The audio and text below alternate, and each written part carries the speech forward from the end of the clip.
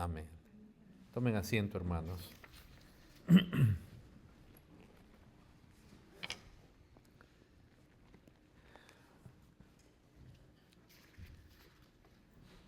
Estamos en el mes que recordamos la Reforma Protestante, este avivamiento de Dios, en el siglo XVI, donde Dios, digamos, trae un despertar en Europa, donde la verdad de su evangelio es, llamémosle así, redescubierta.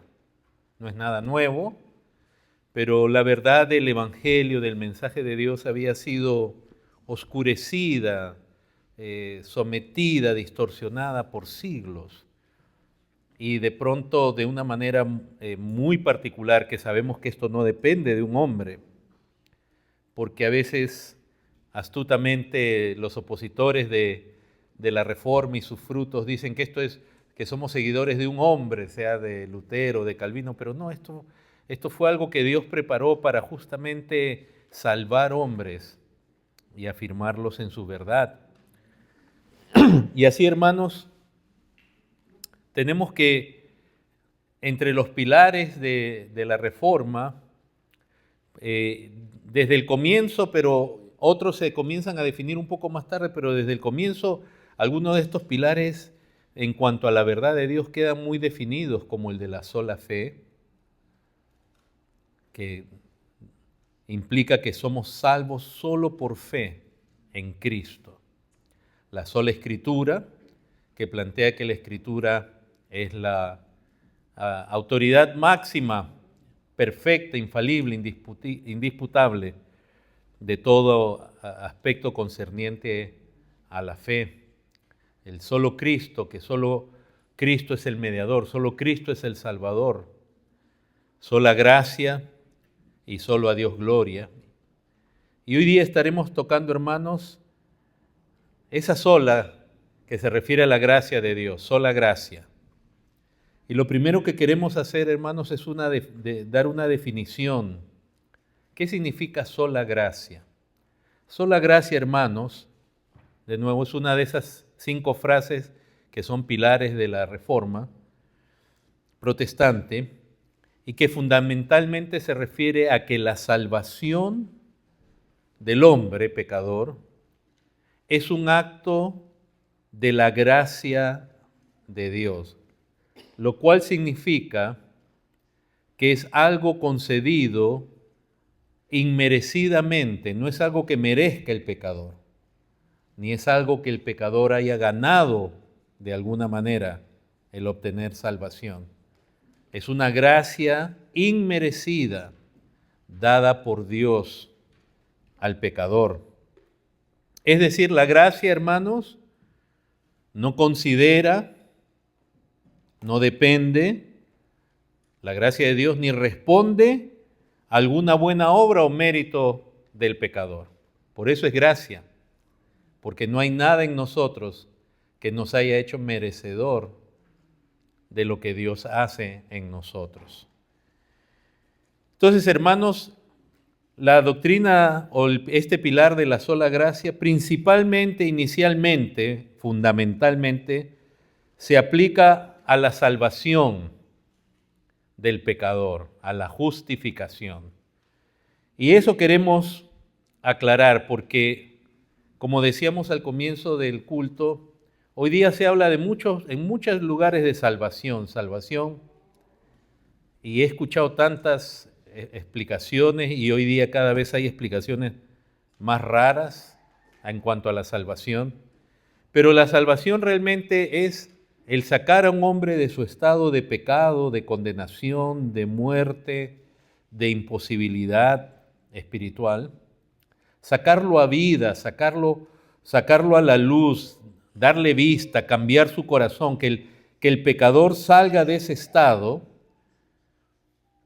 para lo cual Cristo dio su vida por ese pecador, para que a Cristo, tomando sobre sí el pecado y el castigo nuestro, permita que entonces el perdón de Dios nos alcance, su gracia salvadora, Entonces la salvación se da, hermanos, cuando el pecador es justificado, es hecho justo, es perdonado, es lavado de su pecado, de su estado y de su condena por causa de lo que Cristo ha hecho al tomar Él el lugar nuestro, por lo cual y por ello es que Cristo se hizo hombre para representarnos en su vida, en su muerte y en su resurrección. Entonces la salvación es pasar del estado de muerte a vida, de ceguera a poder ver la luz de la gloria de Dios en Cristo, de incredulidad a fe.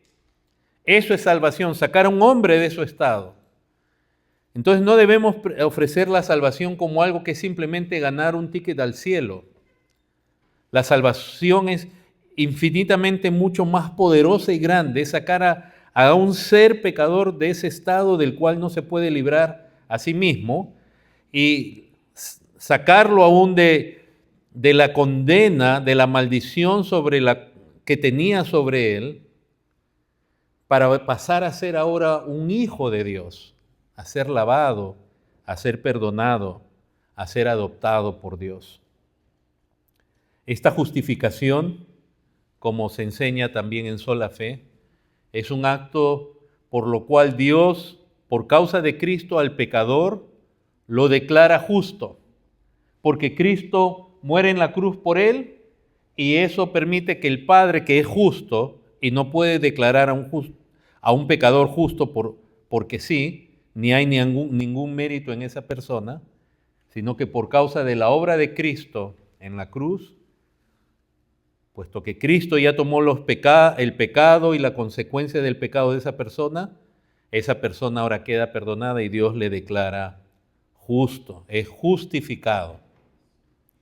Es una salvación entonces, hermanos, que comienza un día para el pecador. Ninguno nació salvo. Yo sé que hay veces ustedes van a escuchar gente que dice, yo nací en el Evangelio, yo nací en la iglesia, y se entiende que desde chiquitos crecieron, pero realmente no hay nadie que haya nacido salvo. Toda persona, aún puede ser de la edad de la niñez, pero toda persona tiene un día que comienza la salvación en su vida, que cree, que se arrepiente, que cree en Cristo y que es perdonado. Y esa salvación, hermanos, que hace Dios tiene un comienzo y una continuidad que es para siempre.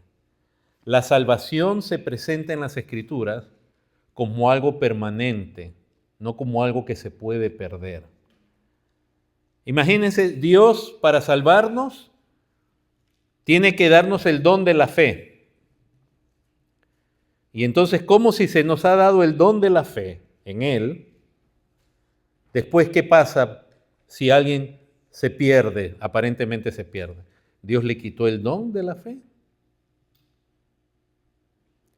Si Dios nos hace sus hijos en Cristo en el momento de la salvación, si se afirmara que se pierde la fe, quiere decir que una persona puede ser hijo y después dejar de ser hijo. O sea, tendría la situación de no haber sido hijo porque nació en pecado, de haber sido adoptado como hijo y después ya no ser más hijo.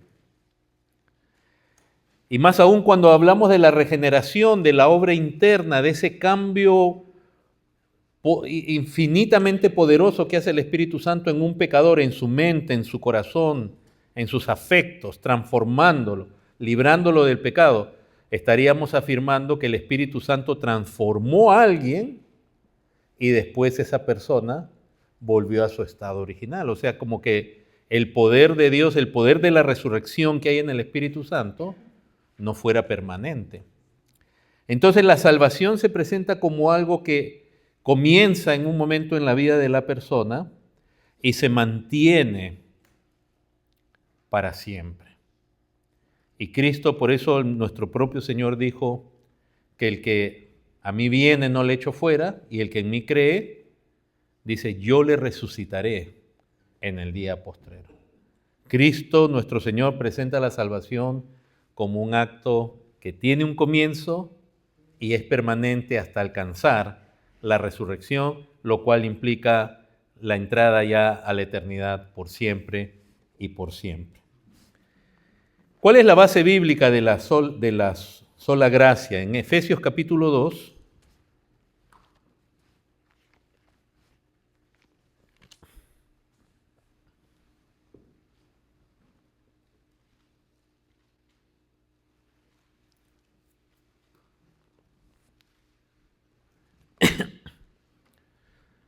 desde el verso 1 dice, y Él os dio vida a vosotros cuando estabais muertos en vuestros delitos y pecados.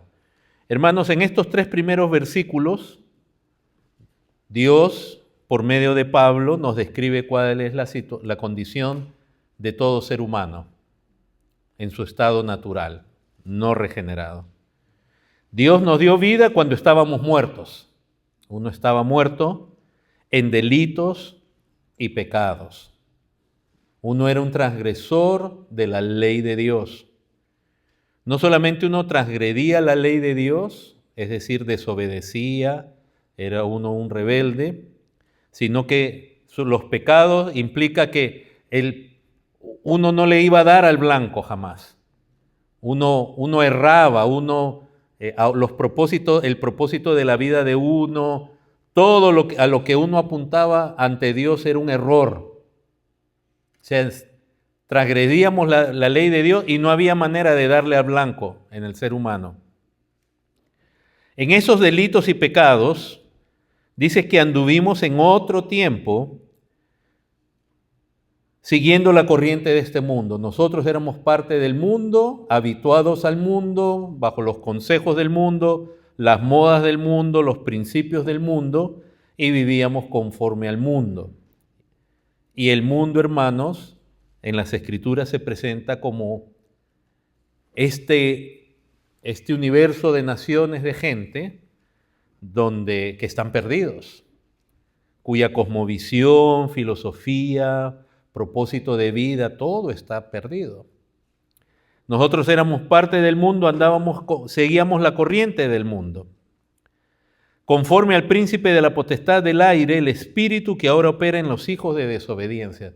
Éramos hijos de desobediencia bajo la influencia, el control, no necesariamente directo personal, pero sí definitivamente bajo la influencia y el control de Satanás. Porque el pecador desea las mismas cosas que desea Satanás. Satanás es aquel que elabora todos estos esquemas en el mundo para que el pecador, que es igual que él, moralmente, desee las mismas cosas y sea un rebelde como él lo es. Y dice que, verso 3, entre los cuales, o sea, entre los hijos de desobediencia, miren cómo Dios llama a la humanidad, todos nosotros, no algunos, sino todos nosotros vivimos en otro tiempo. ¿Qué nos impulsaba a vivir así en la corriente del mundo? ¿Por qué estábamos sometidos a Satanás? Era un sometimiento voluntario, era un sometimiento en el cual nosotros pensábamos que todo lo que el mundo muestra, su forma de vivir, su cosmovisión, etcétera, es lo correcto. ¿Y entonces, cómo es que nosotros éramos parte de eso? Era algo voluntario, porque dice que vivimos en otro tiempo en los deseos de nuestra carne. O sea, ahí hallábamos, ¿qué cosa? Saciedad a nuestra carne. ¿Qué es nuestra carne? Son nuestros deseos no santificados, nuestros deseos, que lo único que le importa es ser satisfecho, sea dentro de los parámetros de Dios, de su ley, o en contra. No importa. El ser humano tiene deseos y no le importa la voluntad de Dios. Entonces, era en esos deseos el motor, digamos, lo que nos tenía ahí. No es que éramos víctimas, que queríamos hacer lo bueno y alguien nos obligaba. Éramos esclavos porque éramos esclavos del pecado por causa de nuestros deseos. Entonces vivíamos en nuestros deseos de nuestra carne y hacíamos, por lo tanto, la voluntad de la carne. O sea, miren la relación que hay entre los deseos y la voluntad controladas por la carne, que es la humanidad, el ser humano no regenerado. Y dice, y éramos por naturaleza hijos de ira, lo mismo que los demás, lo cual nos dice que también había una sentencia sobre nosotros. Hermanos, la ira de Dios está sobre el pecador. No confundamos, otra cosa es que Dios le muestra gracia en el sentido de lo que nosotros en la Escritura vemos como la gracia común. Dios le da salud al pecador. Dios es tan magnánimo, es tan bondadoso, es tan benéfico, es tan grande la bondad de Dios, que aún estando airado contra el pecador, Él le hace bien. Él le hace bien al pecador. Pero eso no quiere decir que Dios está contento con el pecador. Éramos hijos de ira. ¿De la ira de quién? De la ira de Dios. Y por eso, hermanos, por un lado entender la bondad, la compasión, la benevolencia de Dios es algo que nos maravilla, porque Él es benevolente y paciente con un mundo, con una humanidad contra la cual Él está airado. Y miren, hermanos, cuán grande es el amor de Dios, como lo va a describir desde el verso 4, que aún Dios, para salvar a esa humanidad contra la cual Él está airado y le está haciendo bien, hace algo que ya es inimaginable para nosotros: dar a su Hijo Jesucristo, para salvar hombres de esa condición y últimamente salvarlos de su ira. Doctrina, mensaje que es extremadamente raro escuchar ahora, hablar de la ira de Dios, del infierno, del castigo eterno. Es más, en las iglesias la gente piensa, les digo sinceramente, cuando se habla de esos temas, la gente piensa que es una exageración, que Dios no puede ser tan malo. Y no es que Dios sea malo, es la justa retribución al pecador. Ayer escuchaba una parte, un segmento en una conferencia, el pastor Arcis Sproul, cuando estaba en vida, él hablaba, y es impactante esa porción, porque yo recuerdo de la primera vez que lo escuché también, donde él dice que si aún Dios lo condenara a él, y está hablando como pastor, dijera, ¿no? Si el día del juicio Cristo le dice a él, no has sido siervo fiel, no, tú me llamabas Señor solo con tus labios. Él decía, yo sí sé, porque él es teólogo, yo sí sé, decía, que Dios fue justo conmigo. Y él comienza a escribir, porque yo me rebelé contra Dios. Yo cometí la peor de las traiciones contra Dios. Él usa una expresión, traición cósmica, es decir, una traición de una magnitud. Hermanos, todos nosotros éramos rebeldes contra el Dios más bueno, más precioso, más soberano. El pecado es la insensatez más grande que puede haber. Es la maldad más grande que puede haber el pecado. Contra un Dios tan santo, tan justo, tan bueno, tan misericordioso. Por eso el verso 4 dice, pero Dios, que es rico en misericordia. O sea, miren cómo presenta nuestra situación. Y dice, y ahora no dice, pero ustedes reaccionaron y se dieron cuenta que estaban mal. Sino que de pronto dice, pero Dios, que es rico en misericordia, por su gran amor con que nos amó. O sea, fíjense que el amor no tiene que ver con nuestro estado, ni con su afecto con nosotros, porque su afecto dice que éramos hijos de ira, sino que el amor muestra esa virtud que hay en Dios, que aún estando airado, Él ama y Él decide tener una relación y hacer algo con esa criatura, que esa criatura no pudiera ni desea hacer por sí misma, para que pueda ser salvo. Dice que aún estando nosotros muertos en pecado, o sea, nuestra condición era la misma, nos dio vida juntamente con Cristo. Y ahí se añade esa frase, por gracia soy salvo. O sea, ¿qué mérito había en ti? Si tú eras un hombre, una mujer que vivía en tus deseos, en tus pasiones, que no te importaba a Dios, que quebrantaste la ley infinidad de veces, que hacías tu propia voluntad, cuyos deseos, metas en la vida eran mundanos y eran totalmente ajenos a Dios, ¿qué mérito había en ti o en mí? Ay, no, pero es que yo ayudé a cruzar a una persona invidente, ayudé a cruzar la calle. ¿Qué es eso comparado con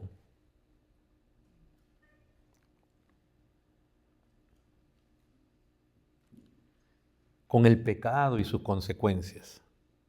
Por gracia, tú estabas muerto y por gracia, ahora fíjense, por gracia dice, sois salvos. No dice, por gracia seréis, pero lo vamos a leer nuevamente. Porque ese justamente, y ahorita voy a comenzar a introducir, porque el siguiente punto tiene que ver con cuál es la diferencia con el catolicismo romano y otras creencias que hoy día ya han inundado la iglesia. Y es que en el catolicismo romano, por ejemplo, si tú dices yo soy salvo, para ellos es una ofensa. Dice, ¿cómo te atreves a decir que tú eres salvo? Del mismo modo los mormones, los testigos de Jehová, ellos están luchando, obrando para su salvación. Y lo vamos a explicar con más detalle. Pero la Escritura dice, por gracia sois salvos.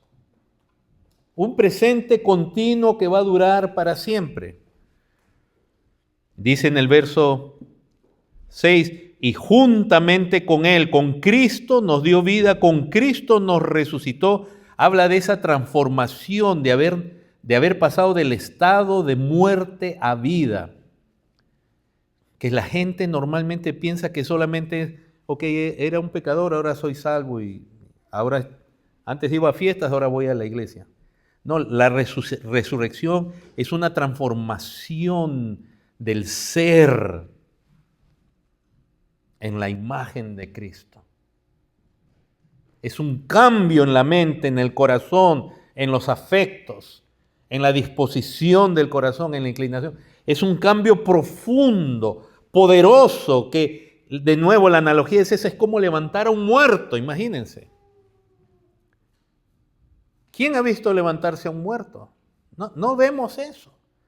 Que Cristo haya resucitado, hermanos, es algo realmente ilógico para la mente, pero nos muestra el poder de Dios. Con Cristo nos da vida, con Cristo nos resucita y nos hace sentar. No dice nos hará sentar, nos hizo. Y habla de la resurrección como un acto ya hecho. Aunque sabemos que no hemos llegado a la resurrección final, pero ya hemos sido transformados. Y asimismo nos hizo sentar en los lugares celestiales con Cristo. En Cristo, representados por Cristo, ya estamos delante de Dios. Él intercede por nosotros. Nuestros nombres están escritos por causa de Cristo. Y entonces, ¿qué luego dice? A fin de manifestar en los siglos venideros las abundantes riquezas ¿de qué? ¿De su qué? Su gracia. Es para que se manifieste cómo Dios hace todo eso de pura iniciativa propia, sin haber un mérito, algo bueno en el ser humano.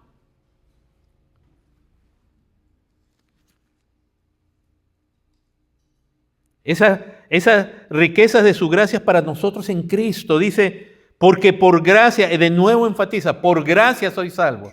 En ti había más bien todo lo que te hacía merecedor de la ira de Dios. Pero por gracia sois, y de nuevo se repite, sois salvos, no seréis. Nosotros obviamente creemos que seremos salvos en el sentido que ya somos salvos y alcanzaremos la salvación completa. Pero la Biblia afirma que sois salvos. Y esto el catolicismo romano lo niega. Porque en el catolicismo romano nosotros estamos obrando para nuestra salvación y se los voy a a explicar en unos momentos para también no caer en el error de hablar una falacia acerca de otros, lo que otros no afirman. Porque por gracia sois salvos por medio de la fe. O sea, simplemente con creer, con confiar en Cristo como tu sustituto, que aquel que está tomando lo que tú, en la cruz, el castigo que tú mereces, en el cual obtienes perdón, por gracia soy salvo por medio de la fe, y esta fe no es de vosotros, pues es don de Dios, ni siquiera la fe es nuestra.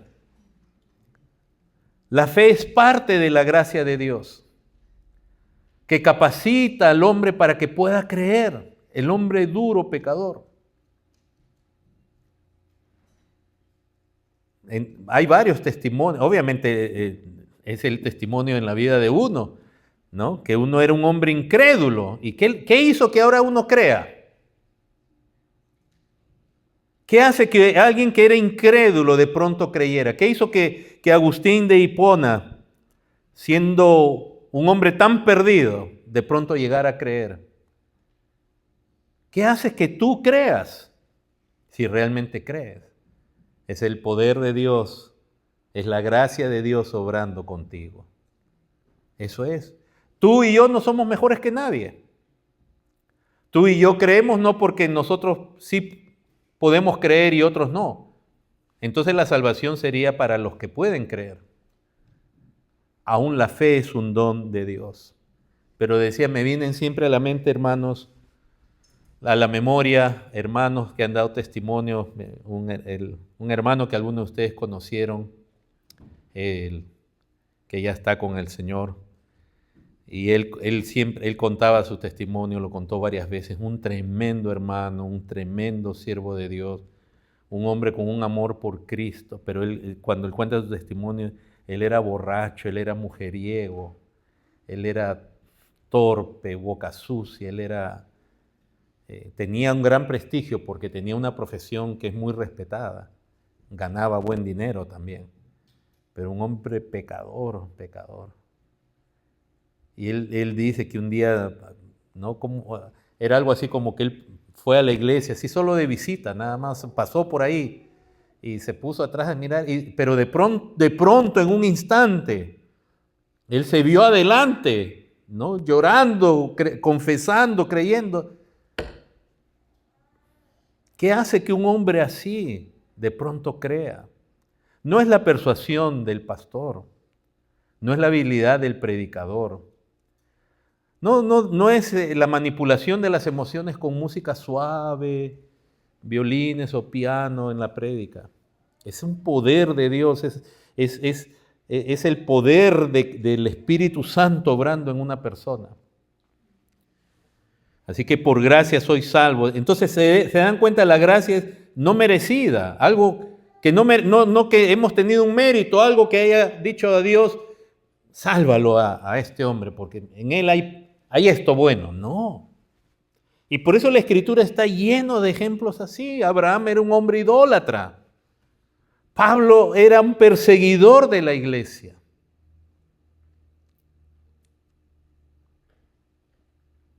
Y Dios lo salva por gracia. ¿O qué había en Pablo para que lo salvara Dios? No, Pablo estaba bajo la ira de Dios. Y hermanos, ese es el Evangelio.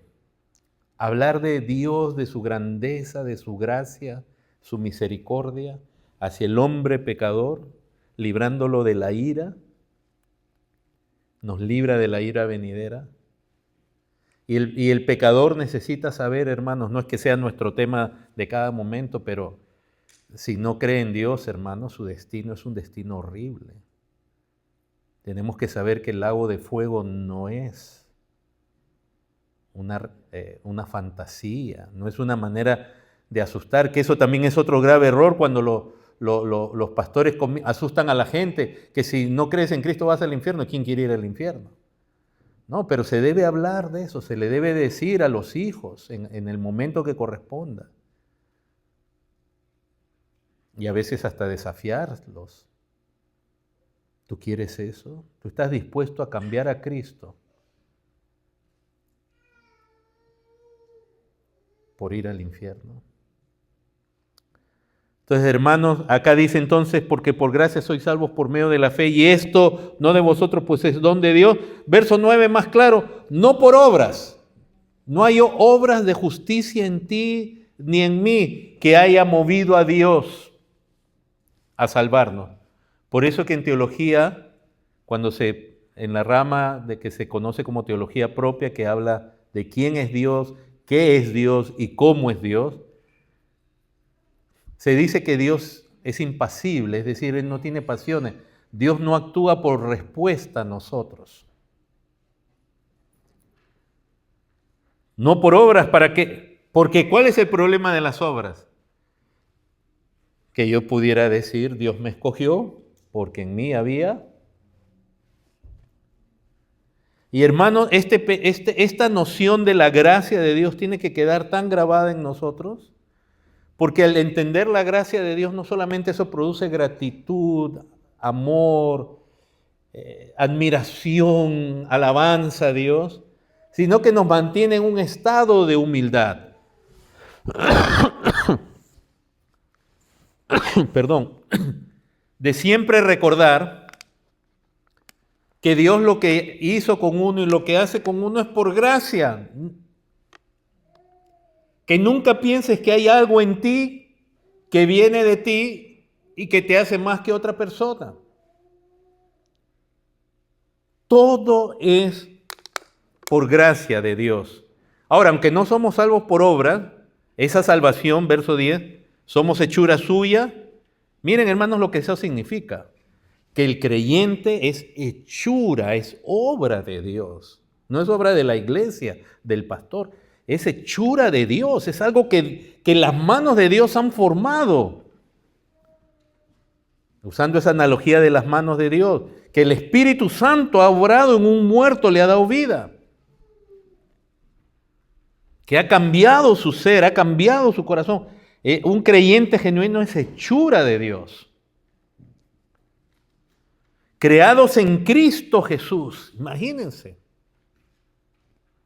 Y ahora dice, para buenas obras, sí, cuando Dios hace esa salvación, sí van a haber buenas obras, pero que no nos ganaron, ni nos ganarán ningún mérito ante Dios. Obras que Dios ha preparado de antemano para que anduviésemos en ellas. Esta es la base bíblica, hermanos, de la salvación por gracia. Tantos pasajes que pudiéramos leer. Otro pasaje que es muy claro al respecto es Romanos 3.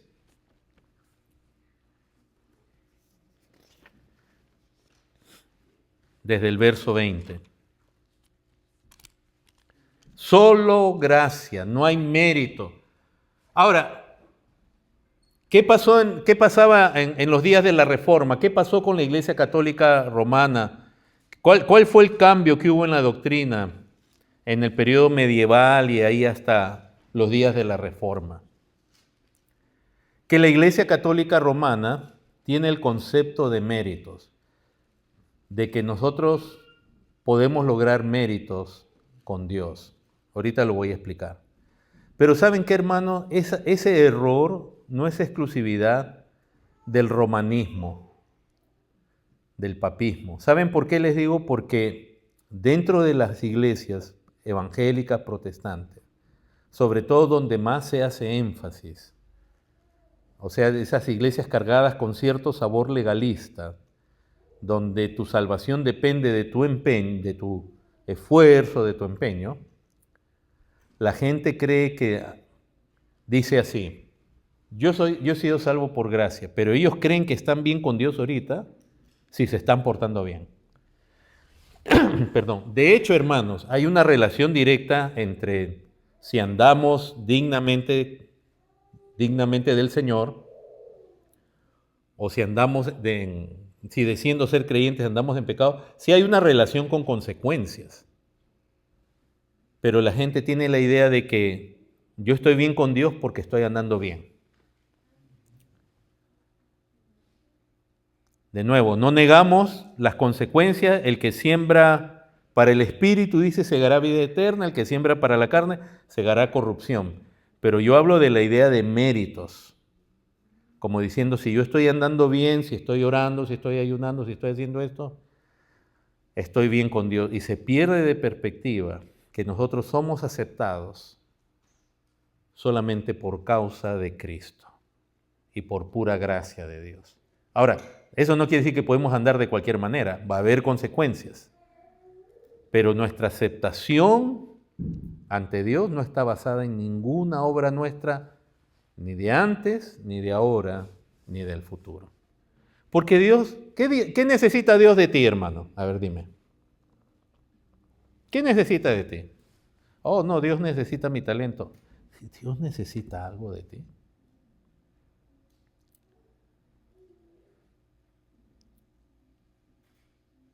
Si todo lo que somos, ¿qué tenemos que, dice la palabra, que no hemos recibido? Es decir, todo lo recibimos de Dios. Si aún tuviéramos que hablar, hermanos, de nuestra capacidad de pensar, la inclinación de nuestro corazón, es toda la obra de Dios en nosotros. ¿De qué se puede jactar uno? Al contrario, ¿cuántas veces uno no le... ¿Saben quién se dio cuenta de eso? David, cuando él pecó. Y en el Salmo 51 le dice a Dios, no quites de mí tu Santo Espíritu. Porque él sabía que sin la influencia del Espíritu Santo en su vida, él vendría a ser como cualquier otro hombre. O sea que, hermanos, cuando nos vemos entre nosotros y vemos algo lindo en algún hermano, en alguna hermana, alabemos a Dios, porque es la gracia de Dios.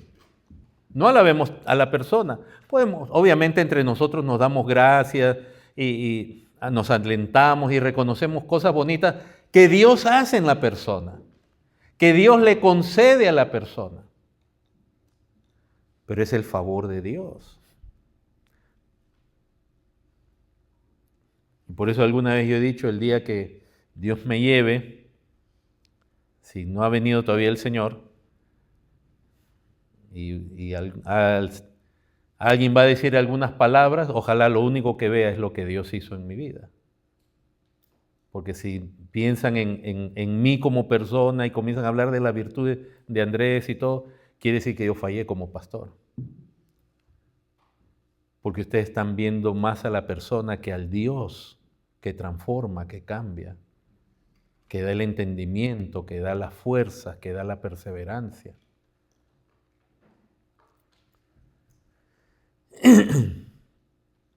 Capítulo 3 dice, verso 20, ya que por las obras de la ley ningún ser humano será justificado. La ley de Dios es la única pauta que tiene Dios objetivo, que tiene el ser humano, la única declaración objetiva, tangible, clara, escrita, que puede decir, este es Dios, esto es lo que le agrada y esto es lo que no le agrada.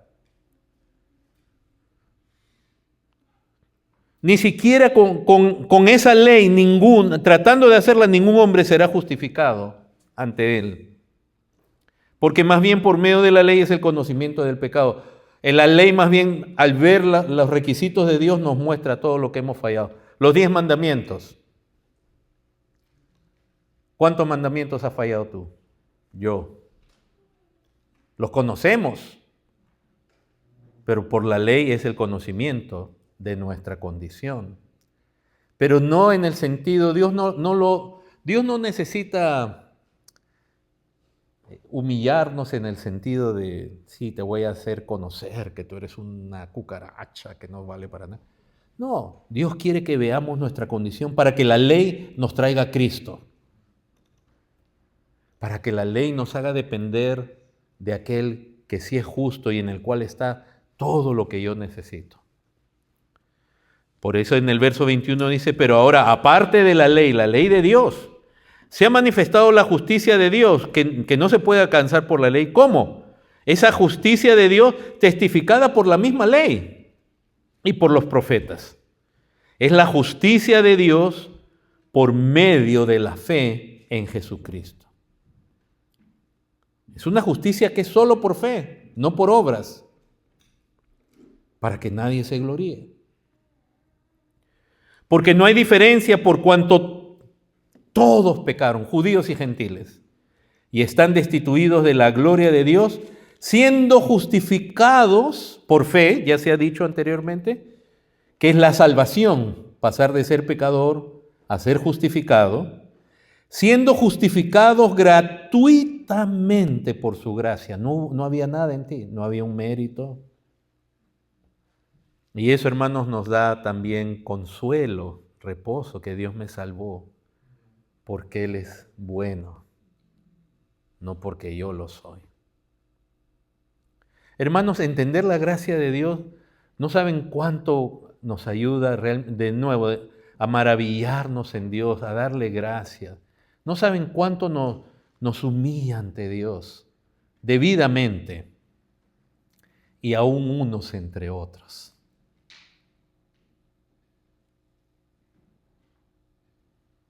Porque ¿cómo se puede uno atrever a pensar de uno más que algo más de lo debido? Si todo lo que uno es por la gracia de Dios. La gracia de Dios, hermanos, se ve en el trato unos con otros, en la paciencia, en el perdón, en el servicio. ¿Por qué? Porque nosotros amamos según aprendemos cómo Dios nos amó a nosotros. Nosotros le amamos a Él porque nos amó primero. Y amamos a los hermanos. Entonces, entender la gracia, hermanos, salvífica es algo glorioso. Dice el verso 25, a quien Dios puso como propiciación por medio de la fe, como el pago, por medio de la fe en su sangre, su sacrificio, para manifestar su justicia a causa de haber pasado por alto en su paciencia los pecados pasados. Sí, ¿qué trajimos nosotros a la salvación, hermanos? Pecados. Trajimos nuestras bolsas. Cuando tenemos los almuerzos, al final hay algo que sale que es lo único desagradable de cuando comemos juntos. ¿Qué son? Las bolsas de basura, ¿verdad? Y cuando las llevamos allá, las tiramos. Cuando vinimos a Cristo, eso es lo único que traíamos. Traíamos trapos de inmundicia. Traíamos vestiduras sucias. Y Cristo nos limpia. Cristo nos libera. Cristo nos da una vida nueva. A todos nosotros, los que creen por la gracia de Dios. Entonces trajimos pecado y Dios lo que nos da es justicia. Dice verso 26, con la mira de manifestar en este tiempo su justicia, a fin de que Él sea el justo y el que justifica. Miren, Dios es el justo y también el que justifica. ¿Cómo? Al que es de la fe de Jesús. ¿Dónde pues está la jactancia? Miren el efecto de entender la fe, la gracia en la vida de uno. ¿Qué jactancia puede haber? ¿Qué jactancia puede haber? Es Dios quien te salvó. Es Dios quien te transformó. Es Dios quien te da el entendimiento, la paciencia, la fe, la perseverancia. ¿Cómo puede haber jactancia? Queda excluida. ¿Por cuál ley? ¿Por la de las obras? No, porque las obras, al contrario, si tenemos obras, se nos sube a la cabeza. Por lo cual, hermanos, también tenemos que tener cuidado cuando los hermanos o gente aún familia, con mucha sinceridad y debidamente, ¿no? Miren que no estoy diciendo indebidamente. Hay situaciones indebidas, como le pasó a Pablo y a Bernabé en Listra, que los querían adorar, no, pero palabras de amor, de afecto tan bonitas, y con sinceridad hay que tener cuidado, que no se nos suba a la cabeza, porque todo es de Dios. ¿Y qué sería de ti si Dios te lo quitara?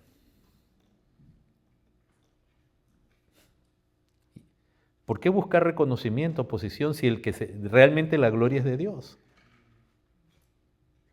No tiene sentido. ¿Por qué? Es de Dios, claro, pero el que obra, sí, él está esperando que se le reconozca. Cuando ustedes trabajan, ¿verdad? Si ustedes trabajan para un empleador y ustedes han trabajado una semana, ¿qué están esperando la semana siguiente? Me pagan porque yo he obrado. Pero en este caso aquí tenemos un Dios que lo hizo todo por nosotros. Concluimos pues que el hombre es justificado por la fe sin las obras de la ley, que son las obras perfectas, y que Cristo las cumplió perfectamente. ¿Qué enseña entonces, hermanos, el catolicismo romano? Y que de nuevo decimos, esto no se trata de denigrar al catolicismo romano. Yo creo que en el catolicismo romano hay gente que realmente tiene un sentido de fe genuina y de gracia genuina. Todavía siguen creyendo que es la iglesia verdadera y todo eso, pero bueno. Pero en general, desde la parte de la doctrina oficial del catolicismo romano, decíamos, no es una exclusividad de ellos porque el error no es exclusividad de ningún grupo, el error es algo innato en el ser humano. Y muchas cosas parecidas hoy vemos aún en la misma llamada iglesia protestante, evangélica y en otras. En el catolicismo romano el concepto es distinto, el concepto es este, que cuando tenemos a un ser humano, a un bebé, y tú lo bautizas en lo que ellos llaman el sacramento del bautismo. Esa palabra sacramento tiene una carga muy fuerte en la doctrina católica romana, porque implica que Dios obra a través del sacramento, dicen, obra una gracia y la obra sí o sí. Entonces el bebé viene, o sea, no viene, lo traen, lo bautizan y en ese momento, por el sacramento del bautismo, la intermediación del sacerdote, la fe de los padres, ese niño es regenerado y es hecho justo.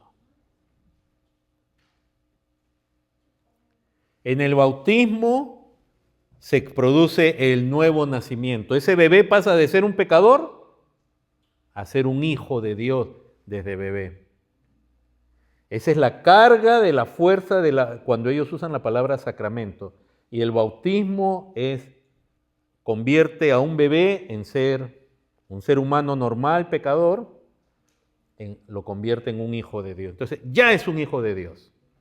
Ahora miren, si ya es un hijo de Dios, y ahí vamos a ver, voy a tratar de explicar el paralelo que hay con nosotros, pero a la vez la diferencia. Si ya es un hijo de Dios, se espera que ese niño ejerza fe. Y si ya es un hijo de Dios, se espera que haya obras de justicia. Y nosotros creemos que también la salvación es por fe y la salvación va a producir obras, pero nosotros no hablamos del sacramento del bautismo, sino de la fe en Cristo, no por un sacramento. Entonces, ¿qué dice el catolicismo? Que este sacramento del bautismo, entonces habilita a ese bebé, si ya lo convierte en hijo de Dios, lo habilita para vivir una vida justa y recta, con muchas buenas obras. Y ahí es donde viene el punto. Esas obras que produce que va a producir por causa del bautismo, en el catolicismo romano sí son meritorias. Por eso yo hice el énfasis, cuando la palabra de Dios en Efesios dice, sois salvos ya por haber creído en Cristo, por gracia, en el catolicismo se dice, no soy salvo, ya eres hijo de Dios, pero tienes que vivir una vida de tal manera que llegues a ser salvo. Y parte de ello son tus obras que van a ganarte méritos delante de Dios. Entonces fíjense y no quiero confundirlos, pero el católico, la doctrina católica, el bebé ha sido regenerado y ellos dicen que es por gracia. O sea, se dan cuenta que hay paralelismo. Nosotros decimos la salvación por gracia y ellos dicen, eso es una gracia también de Dios. Ha sido salvado por gracia y ya ha sido justificado, ya es un hijo de Dios ese bebé, pero su salvación final va a depender de la vida que lleve el resto de su vida. Y nosotros decimos, no, la palabra dice claramente que por fe ya somos salvos. Que la justicia de Dios, la justificación, es forense, es legal, es decir, al creer en Cristo, Dios nos declara justos. Pero el catolicismo romano rechaza ese tipo de justificación, porque ellos dicen que la justicia se infunde en la persona. Entonces nosotros decimos que el pecador es declarado justo y el catolicismo romano dice que el pecador es hecho justo en el sentido de todo su ser. Es parecido y que si alguno no llega a entender, después lo podemos hablar en otro momento. Es muy parecido en muchas cosas, pero a la vez es completamente distinto. Ser hecho, nosotros también a veces usamos el término de ser hechos justos, somos hechos justos, pero por la declaración de Dios, ya que Cristo murió por uno, te declaro inocente, porque Él ya cargó tus pecados. Pero no es una declaración en el catolicismo, ellos lo consideran casi hasta una blasfemia lo que nosotros creemos. Ellos dicen, no, Dios te hizo justo, o sea, tú ya eres justo. Y por eso que en los reformadores, y una frase muy común de Lutero y de otros, es esa expresión que dice que somos justos y pecadores a la vez. Somos justos porque en Cristo ya hemos sido justificados, lavados, perdonados, declarados justos, pero todavía tenemos la naturaleza caída, que ya fue vencida, que ya fuimos perdonados ya, no es que somos medio salvos, no, pero todavía luchamos con nuestra carne. Pero en el catolicismo, la idea de infundir justicia es hacer a una persona justa perfectamente capaz ahora de obedecer a Dios. Pero entonces su salvación depende de la vida que lleve. Por eso, en el catolicismo romano, ellos tienen, digamos, distintas categorías. Es bien complejo lo que es la legislación, el catecismo romano. Pero ellos tienen de manera muy resumida los pecados veniales y mortales. ¿Qué es el pecado venial? Miren, usted tiene ese bebé que ha sido, según ellos, en el bautismo regenerado y hecho justo, capaz entonces ahora de obedecer a Dios perfectamente, pero peca. Ahora, inmediatamente lo que necesita ese niño, cuando tenga entendimiento, es la primera comunión. Porque en la primera comunión, ¿para qué sirve la misa y la primera comunión? Que la primera comunión es el que ellos reciban la hostia, digamos, ¿no? ¿Qué hacen con los niños en la primera comunión? Los entrenan en el catecismo católico, ¿no? Y le hacen sentir al niño que ya está listo para recibir a Dios, porque en la transustanciación y todo eso. Porque en la misa ¿qué es? Realmente la misa, en esencia, es un sacrificio. Cristo es ofrecido por el sacerdote, Cristo muere en la misa por los pecados de esos creyentes. Y nosotros decimos, no, Cristo ya murió una sola vez y para siempre, como dice en la epístola a los Hebreos. Y que no es necesario más sacrificios, perdón, ni aún del mismo Cristo, porque su sacrificio fue perfecto. Y si su sacrificio fue perfecto, ¿para qué necesita más sacrificios? Ni de él mismo. Pero la misa es un sacrificio, por eso ellos tienen una mesa, que es un altar. Y por eso que el oficial en el catolicismo no se llama pastor, se llama sacerdote. Que la función de un sacerdote no es solamente intermediar, sino ofrecer sacrificio. Por eso se le llama el sacrificio de la misa. Entonces, si ese niño ha pecado, como seguramente va a pasar, lo que él tiene ahora, lo que él necesita es confesar su pecado ante el sacerdote, ¿verdad?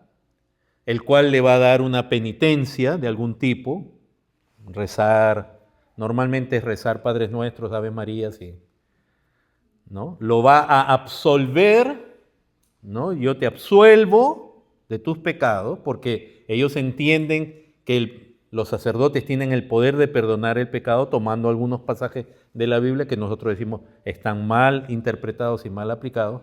Y cuando ellos absuelven al niño, el niño entonces ahora puede ¿qué? De nuevo ser expuesto a un nuevo sacrificio de Cristo por sus pecados, y al participar es limpiado, ¿no? Y tiene que hacer algunas obras seguramente, a veces de caridad o de otras cosas. Entonces el católico realmente nunca está seguro, porque aun si comete pecados veniales, tiene que venir a la confesión ante un hombre, ser absuelto, tener una penitencia, y entonces se expone al rito de la misa, donde Cristo es sacrificado, en la transubstanciación, en el ofrecimiento del pan y del vino. Por eso dicen, este es su cuerpo, ellos lo están diciendo literalmente. Y entonces puede continuar de salir, porque el pecado lo hace caer a esa persona de ese estado de justicia perfecto, y entonces tiene que ser renovado para que pueda seguir caminando. ¿Qué pasa con eso? Que si un niño o ya un hombre católico romano, lamentablemente también puede caer en lo que se conoce como pecados mortales, donde ya no hay esperanza para esa persona. Entonces, de nuevo, fíjense, en el catolicismo romano, alguien en el bautismo es regenerado y es hecho justo, y en su vida, si cae en un pecado mortal y muere así, se pierde todo lo que se logró en el sacramento del bautismo. De hecho, para mí eso es una inconsistencia con lo que Dios hace. ¿Y qué pasa con ello, hermanos? Que supongamos que usted está, por eso en el catolicismo romano pasa lo siguiente: usted es hecho justo y ellos piensan que hay personas que por causa de haber sido en el bautismo, al convertirse al catolicismo, haber sido regenerados y hechos justos, sí, también consideran que hay personas capaces de vivir una vida perfecta, donde muestran las obras que son fruto de esa justicia, y son tan perfectas, pero esas obras le ganan méritos salvíficos a él, y no solamente a él, sino que si su vida es tan perfecta, los méritos que logra son tan abundantes, no solo para él, sino aún para otros. Y ese es el caso de los santos, o de lo que ellos piensan de todos los santos, de María, la Madre del Señor, que ellos han tenido tantos méritos, que los méritos de ellos, no solamente ante Dios, han logrado la aceptación de Dios eterna, sino que sus méritos alcanzan para otros, y todos sus méritos van a una cuenta que se conoce como el banco de méritos. Y las indulgencias que se vendían en los días de Lutero tenía que ver con eso, con que se supuestamente, como ellos dicen, afirman que el Papa es la cabeza de la Iglesia y él tiene las llaves del reino, él también tiene las llaves del banco de mérito. Entonces, ¿qué era una indulgencia? ¿Qué era la bula papal? La que emitió León X, que causa todas las 95 tesis de Lutero y toda la reforma protestante. Era justamente una declaración donde el Papa decía que si alguien contribuía a la construcción de la Basílica de San Pedro, ¿no? lo que es Roma, con una moneda de plata, se le daba por los méritos que hay acumulados, se le perdonaba todo pecado y ya no tenía que ir al purgatorio. Es más, si había alguien en el purgatorio y uno ofrendaba por esa persona salía del purgatorio y ya iba directamente al cielo. Porque ese es el otro aspecto.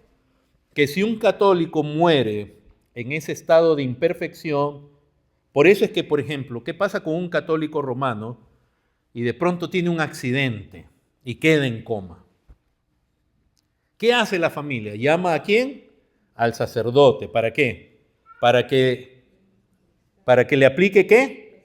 La extrema unción, donde él va en ese momento, en ese sacramento, también a tratar de resolver los pecados, porque está muriéndose, para que no muera en pecado. Pero la persona puede estar en coma y muere, pero el sacramento es mayor, tiene una eficacia, ¿no? Opera, sí o sí, aunque la gente no esté ni siquiera de acuerdo, como un bebé o alguien que está en coma. Pero de todos modos, si esa persona tenía pecados en su vida, va a ser salvo, pero no plenamente salvo, sino va a ir ¿a dónde? Al purgatorio. Para pagar con sufrimiento por cientos de miles o millones de años, y no son números que yo invento y exagero, sino que el mismo catolicismo propone, va a purgar una sentencia para limpiarla, para que lo habilite a ir al cielo. Ahora, no solamente tienen ellos la extrema unción. Cuando alguien muere, ¿qué se hace por el muerto después que ha muerto y lo enterraron y todo? Se hace una misa porque no hay seguridad, entonces por si acaso. Hermanos, ¿cuán distinto es a la salvación por fe y por gracia?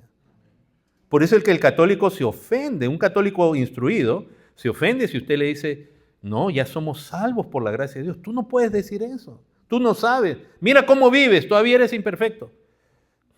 Ellos creen que eso afecta y que por último van al purgatorio. Entonces la indulgencia era eso. Todos los que estaban en el purgatorio, el Papa que tiene las llaves declaraba que podían ir directamente al cielo. Y por eso que es la frase de Tetzel, ¿no? De Juan Tetzel, que ya lo van a conocer, es tremendo ese monje. Él decía, cuando la moneda en mi cofre suena, el alma saltando del purgatorio va afuera. Hay varias traducciones de eso. Ya no iba. Y ahí es donde comienza, ese es el corazón de la reforma. Entonces al final, hermanos, ya no solamente por obra, sino hasta por dinero. ¿No está pasando lo mismo en la llamada iglesia cristiana? Yo sé, parece que he sido un comentario duro contra el catolicismo, pero es lo que ellos creen. Yo no estoy distorsionando, difamando al catolicismo, es lo que ellos creen. Y es lo que yo creía. Si ustedes vieran mis fotos cuando era niño de angelito, vestido de angelito, no lo creerían. Entonces, hermanos, Dios salva por gracia. Quiero terminar rápidamente, Tito capítulo 2.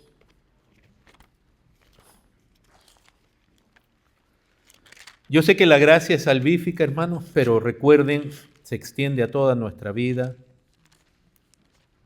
porque todo es el acto de Dios obrando en nosotros. Sí quiero mencionarles esto para los que lo puedan entender. Yo tengo problemas, voy a decirlo así, no estoy muy de acuerdo cuando aún en círculos cristianos reformados se habla de la gracia como un poder en sí. La gracia es el favor inmerecido de Dios. Por ejemplo, el que el Espíritu Santo obre en nosotros es algo inmerecido. Que tengamos vida es algo inmerecido, pero a veces se habla de la gracia como un poder y ahí hay que tener un poquito de cuidado. Tito capítulo 2, verso 11 dice, porque la gracia de Dios se ha manifestado ¿para qué? Para salvación. ¿Cómo se manifestó la gracia de Dios? Enviando a Cristo, enviando a su Espíritu Santo, enviando a hombres a predicarnos el Evangelio. Se ha manifestado para salvación a todos los hombres. Ahora, por medio de esta gracia, Dios, porque la gracia de Dios No es que la gracia nos enseñe, es Dios, el Dios de gracia.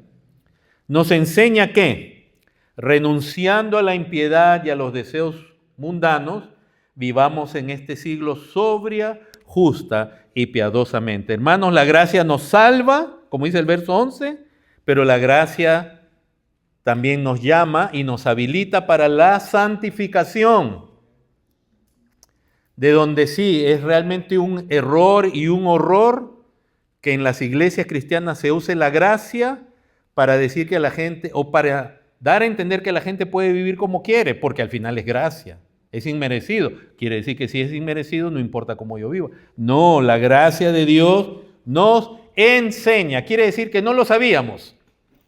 Estábamos muertos en delito y pecado, y ahora Dios por gracia nos enseña también a que renunciamos a la impiedad, al pecado y a los deseos mundanos, y vivamos de una manera agradable a Dios. Verso 13, aguardando la esperanza bienaventurada y la manifestación gloriosa de nuestro gran Dios y Salvador Jesucristo. Por gracia tenemos una expectativa de la culminación de esta obra salvífica y gloriosa en Cristo Jesús en su venida. Verso 14, quien se dio a sí mismo por nosotros para redimirnos de toda iniquidad. Hermanos, la gracia nos mantiene anclados en la obra salvadora de Jesucristo. Siempre nos hace recordar que todo se debe a Cristo, quien tomó tu lugar. Por nosotros para redimirnos de toda iniquidad y purificar para sí un pueblo propio. Por la gracia de Dios entendemos que ahora somos pueblo de Dios, y dice celoso de buenas obras, de donde la gracia no solamente no es una excusa para la impiedad, sino que la verdadera gracia de Dios, puesto que ha obrado una resurrección, una transformación, un perdón, produce buenas obras. La fe produce obras. La fe sin obras es muerta. La fe produce obras. Esta obra de gracia en nosotros produce obras, una transformación en la persona. Esto habla, exhorta, reprende con toda autoridad, nadie te menosprecie. Tito 3, a la vuelta. Verso 3. Porque nosotros también éramos en otro tiempo insensatos, rebeldes, extraviados, esclavos de concupiscencias y deleites diversos, viviendo en malicia y envidia, aborrecibles y aborreciéndonos unos a otros. No, yo sé que usted no. Pablo aquí exagera. Y saben que a veces es un problema cuando no vemos el pecado en nosotros, cuando no vemos lo que hemos sido, cuando no vemos lo que es ser pecador. Dice verso 4, pero cuando se manifestó la bondad de Dios nuestro Salvador y su amor para con los hombres, nos salvó, no por obras de justicia que nosotros hubiéramos hecho, sino por su misericordia, por el lavamiento de la regeneración y por la renovación en el Espíritu Santo, que es un acto de gracia. No había méritos en nosotros, el cual derramó en nosotros abundantemente por Jesucristo nuestro Salvador. ¿Para qué? Justificados por su gracia, viniésemos a ser herederos conforme a la esperanza de la vida eterna. Palabra fiel es esta, y en estas cosas quiero que insistas con firmeza, para que los que creen en Dios ya no solamente tengan la teoría, sino dice, procuren ocuparse en buenas obras. La gracia, hermanos, no es razón para no dar fruto o para andar en pecado, en apatía, en indiferencia. Igual voy a ir al cielo. Hay gente, hermanos, que no mueve ni el dedo meñique por Dios, y millones creen que van a estar en el cielo. Escuchaba el testimonio de alguien que es miembro de una iglesia hace poco. Lo lamentaba tanto escucharle. No lo miraba él de arriba abajo, sino que su testimonio ni siquiera menciona a Dios cuando otra gente le está preguntando. Y cuando yo lo escuchaba a él, que dice que es miembro de una iglesia y cree que va a estar en el cielo, era para mí como escuchar a cualquier mundano. En sus propósitos de vida, en todo, hermanos. Segunda de Pedro 3:18, rápido, estamos corriendo y ya. Capítulo 3, verso 18 dice, antes bien, creced en la gracia y el conocimiento de nuestro Señor y Salvador Jesucristo. A Él sea gloria ahora y hasta el día de la eternidad también. A Él. Crezcamos, hermanos, en esa gracia y en el conocimiento. Y por último, ahí a la vuelta está la carta de Judas. Solo un capítulo, así que en el verso 4 dice, porque algunos hombres han entrado encubiertamente. ¿En dónde? En la iglesia. Los que desde antes habían sido destinados para esta condenación, hombres impíos, que convierten en libertinaje la gracia de nuestro Señor. Oh, no, hermanos, la gracia no es permiso para pecar, para desobedecer. Y yo puedo vivir como quiera, igual Dios va a estar feliz conmigo. No. Acá están los que convierten en libertinaje la gracia de nuestro Dios, y lo cual va de la mano con ¿qué? Con negar a Dios, el único soberano. Porque cuando uno anda en libertinaje, como a mí me gusta, como a mí me parece, uno está negando la soberanía de Dios sobre uno. Y dime que así una persona va a ir al cielo. No se trata de méritos, pero dime que una persona así va a ir al cielo.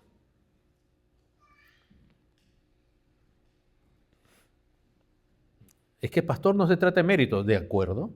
Pero dime si una persona que convierte la gracia en libertinaje y niega la soberanía de Dios, es más, ¿para qué quiere estar en el cielo? Y a nuestro Señor Jesucristo. Lo que es referente a Cristo, su salvación, su redención, la obra de Cristo, es algo que ellos no está con ellos, no les interesa. Les invito a ponerse en pie.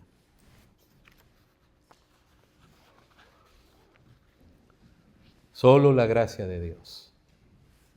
Por la gracia de Dios, decía el apóstol Pablo, soy lo que soy. Y su gracia, decía él, no ha sido en vano para conmigo. Antes bien, he trabajado, decía él, en la gracia. ¿Saben qué le decía Pablo a Timoteo? Esfuérzate en la gracia. O sea, la gracia no es que la gracia de Dios en todo lo que Dios nos concede inmerecidamente, dice esfuérzate. Y así no hay obras que digamos. Y entonces, hermanos, ¿qué hay de la recompensa que Dios va a dar? Bueno, recuerden que el siervo obediente realmente es un siervo inútil porque solo hizo lo que se le dijo. Y recuerden que en los talentos o en las minas, ninguno de ellos tenía nada. Fue el Señor el que se los dio y lo pusieron a trabajar. Por gracia lo recibieron y en gracia dieron fruto y en gracia reciben recompensa. O sea que no hay méritos. Hay recompensas, sí, pero no son méritos. Ahora, si pudiéramos entender eso, que el Señor nos ayude. Padre, gracias por